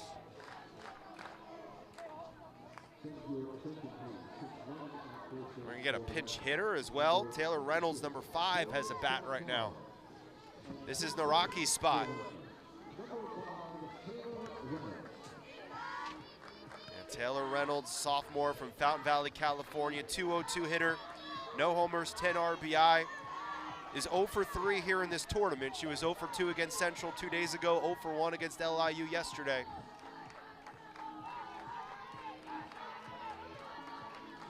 And it looks like Zoe Totaro is on first base in place of Britton Buchanan.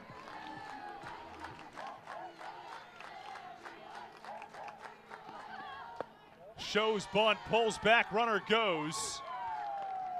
And Totaro steals second without a throw. That throw just too dangerous to make with runners on the corners. You throw down to second base, and then you're going to have Addie Day making a break for the plate.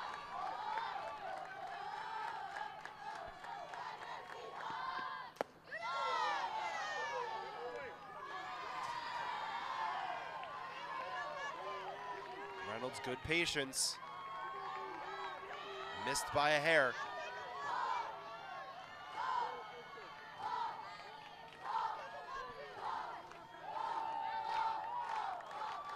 Two-0 pitch to Reynolds. Called strike. After a couple misses on the outside part of the plate, Hamilton comes back on the inside part of the plate and touches the strike zone.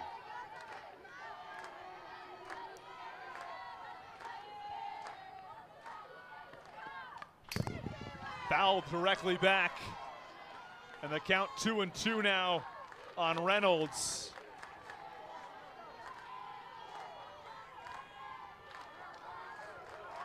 You'd have to think Hamilton is thinking straight strikeout right here. I wouldn't expect Reynolds to get a good pitch to hit. Over 100 strikeouts on the year. She sure could use one now. Way outside. But now it's a full count.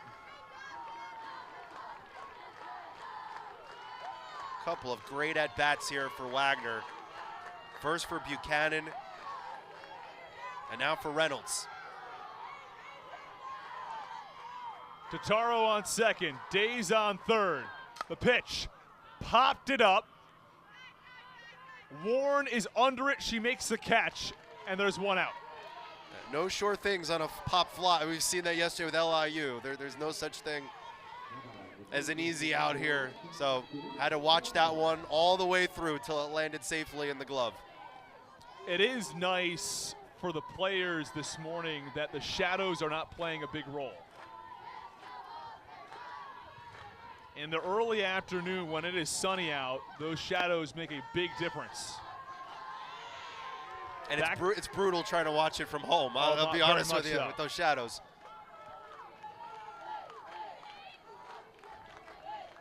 It's Janice Morales.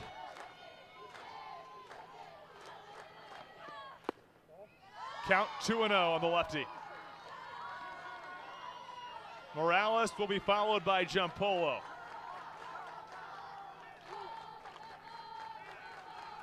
Two hits here today. 9th multi-hit game of the season. Called strike. Barely clips the outside corner.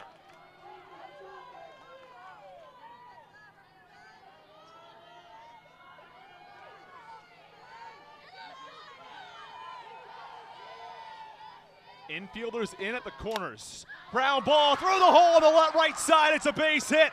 1 run scores. They send the second runner to the plate. She is out. Addie Day scores. Totaro thrown out of the plate.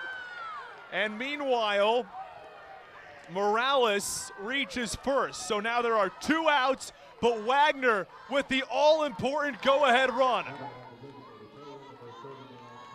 Right before that at bat, Morales stepped out, took a little breath, looked down at the card on her wrist, gave herself a little cross, stepped back in and just laced this towards first base. That's the go-ahead run. Trying to be a little aggressive, second runner out at home plate. Called strike. But now the Wagner Seahawks have the lead. They're 3 defensive outs away from the championship, and it's going to be the pitcher of the year, Carson Zavala, in the circle when we go to the next half inning. Giampolo at the plate, trying to extend this inning and add an insurance run or 2. And that clipped the home plate umpire, that foul ball. A come from behind lead now for Wagner. They led 2-0. CCSU scored 3 in the 4th and 1 in the 5th. Wagner trailed 4-2. They've come all the way back. Now lead at 5-4. 1-2 pitch. Fouled straight back once again. Get him again. He may have gotten the catcher.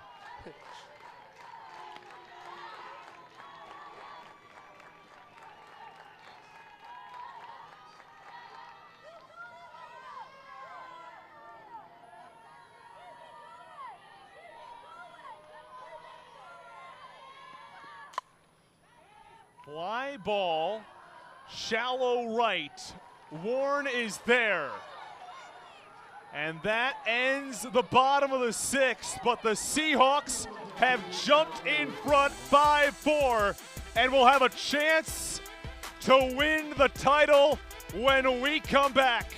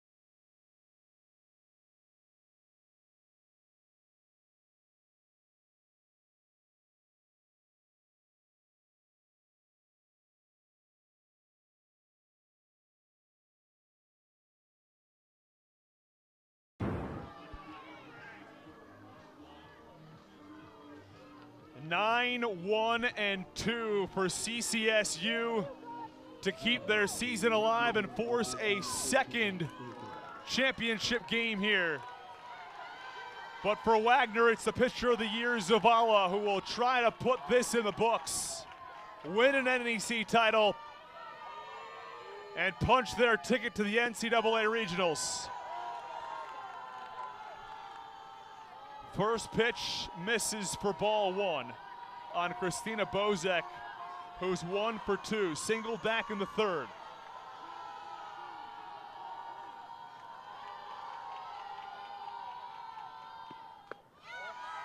Count 2-0. Now Wagner, in both of their first 2 games in the winners bracket, had come from behind wins. It was a low-scoring game against CCSU where they trailed 1-0, came back to win 3-1, and then had a come-from-behind win against LIU. But the 2-0 misses, and the count now 3 balls and no strikes on Bozek. No lead is safe against these Seahawks. We've certainly learned that over the course of the weekend. This gritty team trying to close in on their first championship. I'd imagine Bozek taking all the way. She does, and that missed. Wow. I thought that looked pretty good. It's a 4-pitch walk, but I'll tell you, none of them were wild. They were all right there. Missed by maybe an inch or 2. Here's another look at this, ball 4. A little low, I guess. I look perhaps low. It looked to be right at the knees to me.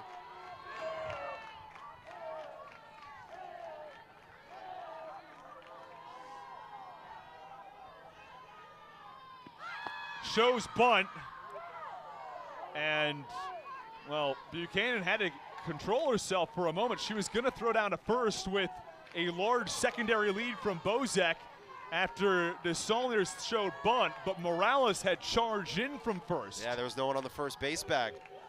Would have thrown that ball away. 0-1. That doesn't get the call. All these pitches are within a couple inches of the plate. Seems almost as though that strike zone's tightened here in the 7th. Central has the leadoff batter aboard, second straight inning. And it's the Saulniers who's the leadoff batter in this lineup. That ball rolls foul. Count now 1-2. Trying to get a runner in a scoring position, but now at 2 strikes, you figure the bunt comes off.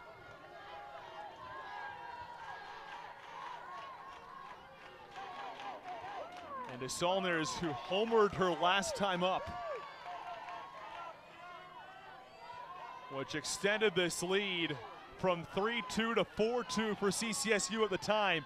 They now trail 5-4. Wow, doesn't get the call. Zavala kind of screamed out, "Let's go," like she thought that was perfectly painted.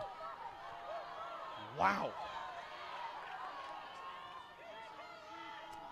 Maybe a little maybe outside. Maybe by an inch, yeah, it's close. Buchanan trying to frame that pitch. On the ground to short. The throws to second for 1. Back to first, not in time. A fielder's choice, but they get the lead out.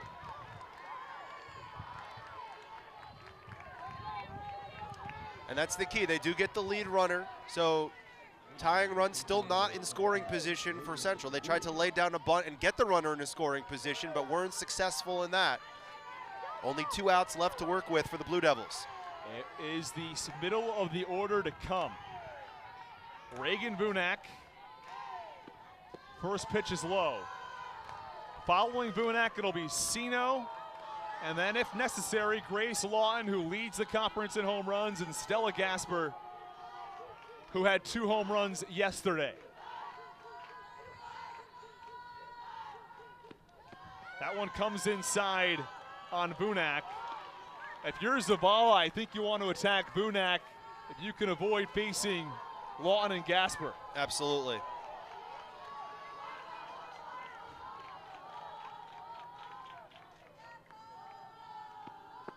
That's a called strike. And Vunak 0 for 3. Here's Zavala, you have the lefty-lefty advantage here.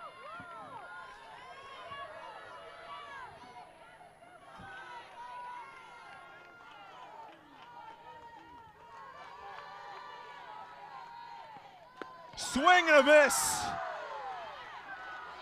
Vunak well out in front of that one. Even Vunak had to tip her cap to that one. She stepped out of the batter's box like, all right, yeah, got me on that.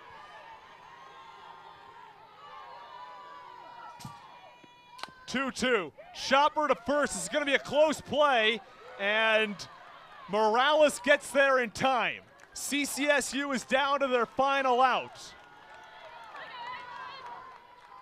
This is a Wagner team that made it to the championship game in 1988, 1990, 2005, 2007, 2017. Never won a title. Lost all those 5 times. It's been a long break from 2017 here to 2026, but now they're 1 out away from their first ever NEC softball championship. Pitch to Sino. Shot down the third baseline, foul.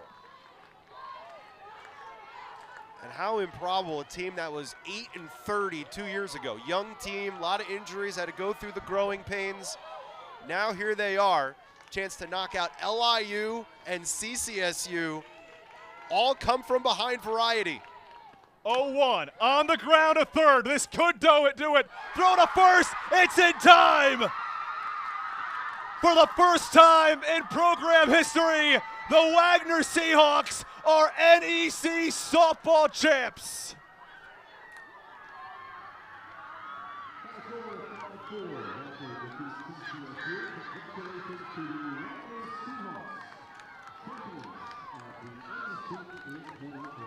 Talked with Coach Moore yesterday, and I asked him, what was the turning point? He said the end of March, we played 2 games against Iona. Lost the first game 8-0 in 6 innings. Came back to win the second game. That took us into conference play, and once we saw we can beat LIU, we could beat Central, we could play with these teams, they knew they had the best team in the NEC in their locker room, and they proved it to the rest of the conference here this weekend. Congratulations to the Wagner Seahawks. 3 come-from-behind wins to go 3-0 and capture their very first NEC softball championship. A come-from-behind win for the 3rd time this tournament, where Wagner beats CCSU 5-4, wins the NEC title, and punches their ticket to the NCAA Regionals. Interview and highlights when we come back.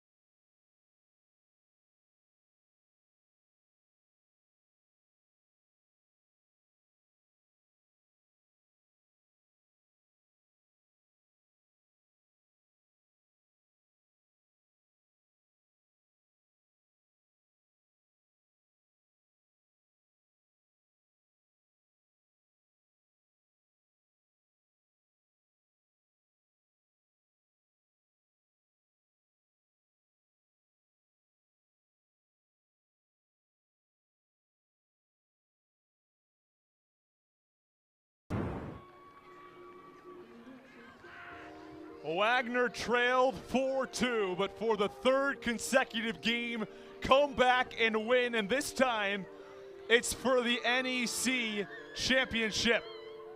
As the Wagner Seahawks, for the first time in program history, win the NEC softball title. What a great story, super impressive, this Seahawks team. Never say die, different player every day, 2 star pitchers, Lotus, Zavala, whichever order that they've been in, have been dynamite all season, and especially here this weekend. Today's player of the game is brought to you by Legend Rings, the preferred championship ring provider of the Northeast Conference. Visit legendrings.com to learn more about the leader in custom championship rings. And today's Legend Rings player of the game is Janice Morales. Janice, you're a senior with this program. Can you just describe the emotions of winning the NEC title? I mean, it's all we've worked for as a team. We've put in the work, we've put in the time, we've cried together. We're a family, we've become a family, and I'm so grateful I'm so grateful. Janice, I saw that at bat in the 6th inning, right before you smacked the ball into right field. You stepped out of the batter's box, you took a deep breath, you looked down at your wristband, you did a little cross. What was going through your mind as you were preparing for that big hit? Let go and let God. That's really all I can say. God has got me through this. I came into this program my junior year. I'm a transfer, and I told Coach Glenn, I want to win a championship.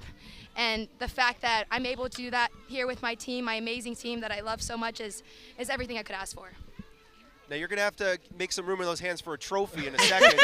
Does that sound pretty good? That sounds amazing to me. Thank you so much. I've got to ask you one more question. Oh, perfect. Here. This team won 3 come-from-behind games to win this tournament.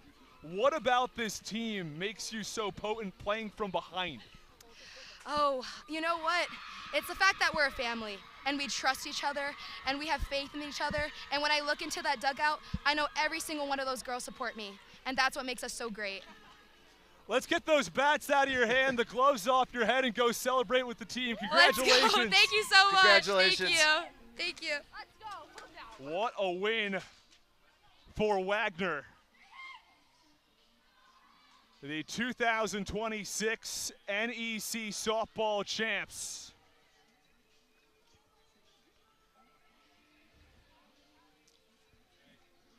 And now we are joined by Wagner's head coach, Glenn Moore. Coach, congratulations on the NEC title. Thank you so much, man. Great game by both teams, man. Now, Coach, with this entire week, 3 come-from-behind wins. How about the grittiness, the heart of your team? Never say die. Doesn't matter what the situation is. Calm, cool, collected, and they are able to pull it out at the end. Hey, we built up this way for a couple of years now, just like fighting back all the time, never giving up, giving 110% all the time. Since the beginning of the season, we wanted this. We have a lot of, a few veteran players that deserve it. We all deserve it. These girls give it their all. And it's our coaching staff too. Our assistants do a great job. Kat Montoya, James Green, of just, building these girls up the right way. I want to talk about your 2 pitchers, Lotus, Val. I mean, whatever order they come in, they've been dynamite. We saw you had a little moment with them right there after the last out. How do you describe what they've done and what they've meant to your team all year? Listen, every time one of them's in the circle, we have a chance to win. And if we put up runs, we're very difficult to beat. And they've been great. Their relationship is great. The bond is great between 2 of them. Carson really being there as a veteran for Lotus and building her up through those tough moments. And Carson getting through it. She's dealing with some injury issues throughout the whole season and really stepped up. You would never know it. But every day comes out and gives a great performance. Coach, the season now continues with a spot in the NCAA regionals. What does that mean to you? It means a lot for us, the program, the school, everything. My goal when I got here was to get a championship here, and that's what we wanted to do, and we did. And now, hopefully we're flying out somewhere nice. Coach, you're an NEC champ. Go celebrate with the team. Thank you so much. Appreciate it. Congratulations, Coach. The Wagner Seahawks, who were the 3 seed in the regular season, knock off the 2 seed Central Connecticut in the first round, the regular season champs LIU in the second round, and then win the title over CCSU for the second time in the tournament with a 5-4 come-from-behind win here at the LIU softball complex. And their season now continues in the NCAA regionals. And this is kind of the best part here. The journey is one thing. Group of players all in the same time, going through all the trials and tribulations of an entire season, culminating here. But now you get to celebrate. Now you get the trophy. You're going to see your name coming up on the selection special. As Coach just said, hopefully they're headed to a warm weather, someplace nice. And you get to have that experience together as a team. And you get to go out and compete against, some of the nation's best. And that's the goal. Obviously, they're going to get a ring down the road, but this team's going to be linked forever. The first ever Wagner Seahawks championship softball team. Congratulations to them. A great story, a great journey. And Craig, we just can't say enough about this lineup. We talked a lot about the pitching staff, but it's so many different names, different players stepping up in a different game, and they just have so many complementary pieces throughout that lineup. And that's exactly because they're not blasting the ball out of the ballpark. They're not, they don't have 7 or 8 300-plus hitters. It's timely hitting, grinding out at-bats, making smart plays. Today it was the defense, both sides. The defense in this game has been incredible, and then you throw the pitching, the cherry on top of the sundae, with Lotus coming in as a freshman and being a great compliment to Zavala. And now we toss over to public address for the trophy presentation.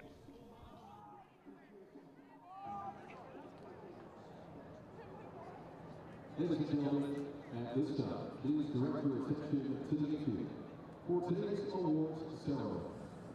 We would like to start by thanking everyone for making this great weekend possible. A special thank you to the Long Island University athletic staff.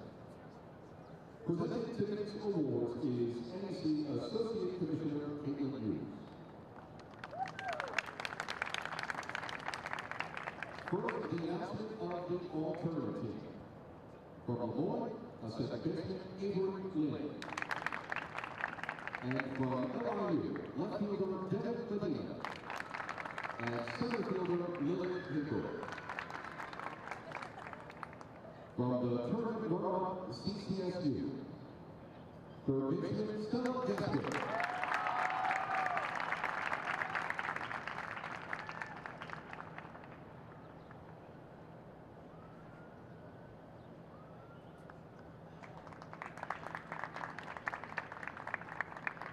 Pitcher Haley Strong.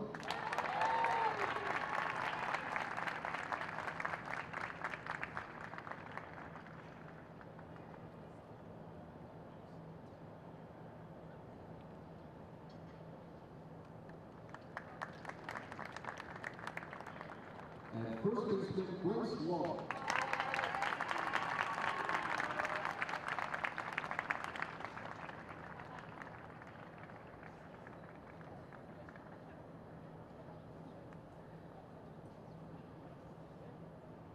And from the 2026 NEC Softball Champions, Wagner.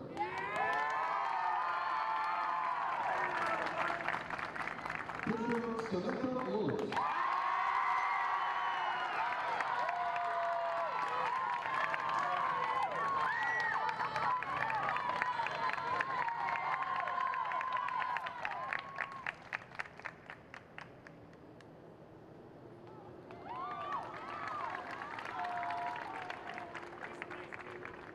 Pitcher Carson Zavala.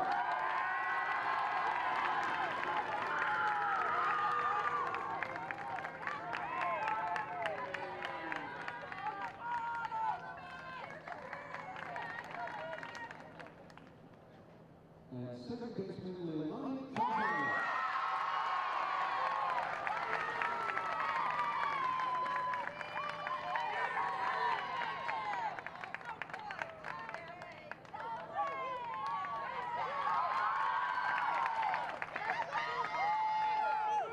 The 2026 NEC Softball Tournament Most Valuable Player, who went 7 for 10 with 7 RBIs, 3 doubles, and 1 home run. Third baseman Sidney Campbell.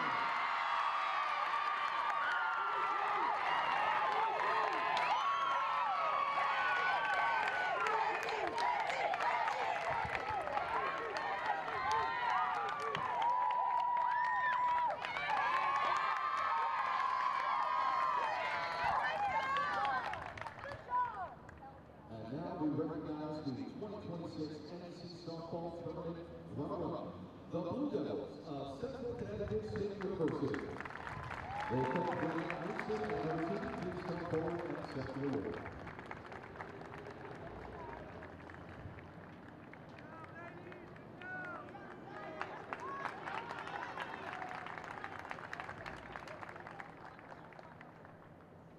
And now, the 2026 NEC Softball Tournament Champions, the Seahawks of Wagner. Coach Wagner and your team, please come forward.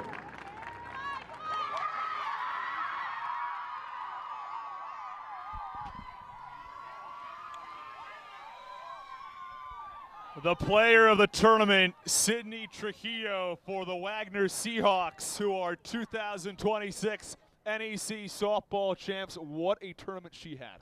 7 for 10, a bunch of RBI. She was crucial in this game here today with that 2-run double. in the first inning, giving Wagner the early advantage. She's been a big spark for this team and their offense all season, and she helped lead them to a championship today and throughout the weekend. Leilani Gonzalez also received tournament honors, all tournament honors, along with both pitchers who we saw today for Wagner. So both Zavala and Lotus also receiving all tournament honors. Again, we talked about the all-around effort. That's been a difference maker here for Wagner. Yeah, there are a lot of, I mean, the player that we talked to, our player of the game who had the game-winning hit, who not even on the all-tournament teams. But again, it could be anybody. It's a team effort, any player, any day. And they truly deserved it. And for Central, this stinks. They lost the final in 2024. They had to watch the other team celebrate. Last year, they had a no-hitter through 6 innings. They thought they were going to the championship game. Then they ended up losing 2 games in one day, and they got knocked out. So, again, having to watch another team celebrate, that's going to be some fuel in the offseason for the Blue Devils to be back next year. This was a Blue Devils team that had 7 all-tournament players, all-conference players in their lineup. I mean, it was unbelievable between that and then their pitchers, but they also had some real talent all across this roster, a team that one maybe would have thought not only would be regular season champs, but likely have a really good shot in this tournament. They end up losing to this Wagner team in the very first game, and then they go and they end up playing throughout the losers bracket, get here to the title again, but it's Wagner in that first game after cruising through the winners bracket who take the title and go to the NCAA regionals. So for my broadcasting partner, Craig D'Amico, our producer, director, Tom Casanova, and the entire PAC Network crew, I'm Austin Rooney saying so long from the LIU softball complex, where the Wagner Seahawks are NEC champs. All games airing on the ESPN network, so streaming live on the ESPN app. This has been a presentation of ESPN. Have a fantastic weekend, everyone. Wagner are champs, and they're moving on.